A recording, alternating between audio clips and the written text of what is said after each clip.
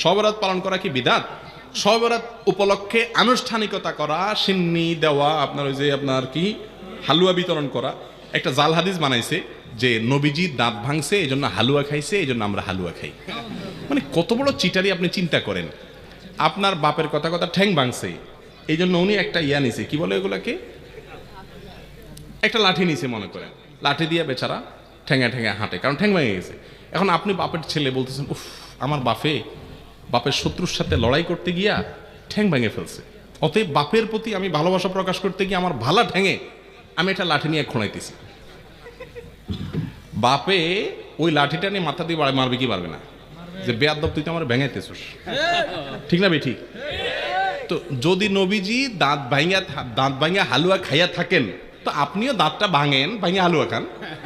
আপনি আস্ত ভালো দাঁত নিয়া সবার হাতে হালুয়া খাইতেছেন, এর চেয়ে বাটপারি আর কিছু হতে পারে? আর ওহুদের যুদ্ধ কি শাবান মাসে হয়েছে? আপনি এটা কোথায় পাইছেন? এগুলা সবগুলা হলো এই হালুয়া ঘুরির জন্য আপনার মাসালা বানায় নেওয়া আর কি। ভাইরা আমার, শবে কেন্দ্রিক রাত্রি জাগরণ, দিনে ইবাদত এবং আপনার আরো যত কাজ আছে, এগুলো কোনোটাই আসলে বিশুদ্ধ হাদিস দ্বারা প্রমাণিত।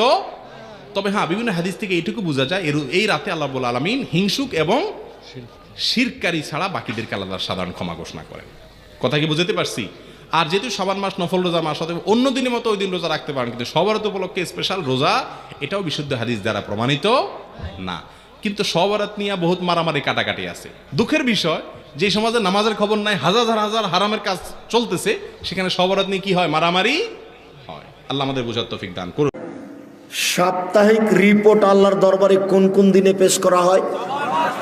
বৃহস্পতিবার, সোমবার। এই জন্য আল্লাহর নবী চাইতেন যে আমার রিপোর্টের সময় দেখো তুমি যে আমি সিয়াম আছি, দেখো এই নাও দেখো। এই জন্য তিনি কোন কোন দিন ভালোবাসতেন? বৃহস্পতিবার আর সোমবার সিয়াম পালন করা। সবাইকে আমি অনুরোধ জানাচ্ছি এই দুই দিন সিয়াম পালন করার জন্য। আপনি মুরব্বী, আপনার কাছে আমার জরুরি অনুরোধ, আপনি বৃহস্পতিবার সোমবার সিয়াম পালন করবেন। আর বাৎসরিক রিপোর্ট কোন দিন পেশ করা হয়? না না না না, শাবান মাসে।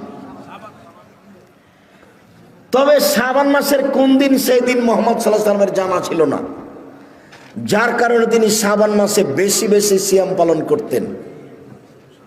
বর্ণনাকারী বলছেন, আল্লাহর নবী আপনি শাবান মাসে এত বেশি রোজা থাকেন, সিয়াম থাকেন কেন? তখন আল্লাহ রাসূল বলছেন, দেখো শাবান মাসের বাৎসরিক রিপোর্ট পেশ করা হয়, কোন দিন আমার জানা নাই। কিভাবে ভারত, বাংলাদেশ, পাকিস্তানের আলেম ওলামা জেনে নিলেন সেদিন 15ই শাবান।